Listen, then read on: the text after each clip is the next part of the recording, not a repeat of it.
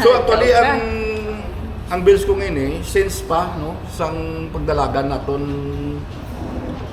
2022, this is my first bill in my tarpaulin hierarchy of rights, may advocacy, restoration of penalty. So my article 1, graft and corruption,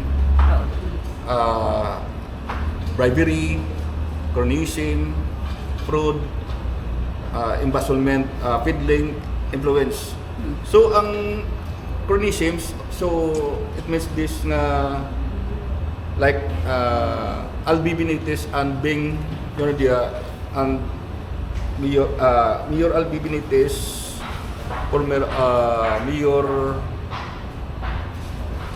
Bing Yordia and our incumbent no Congressman Greg Gasataya. So they are cronyism. So padrino system sila.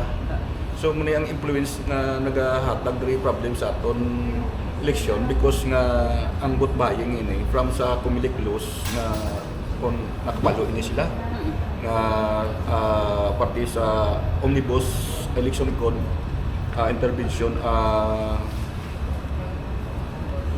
officer, public officer and employees.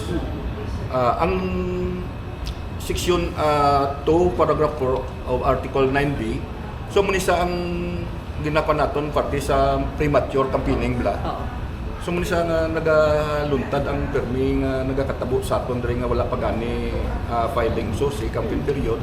So ginalapas na nila ang ang aton diri nga batas ang Comelec law. Sige. Sir, baliti nagpadalagan ka independent, sir, no? Oo.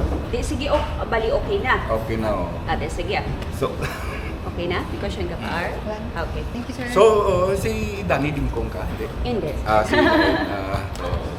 So okay, thank you kita. Thank you.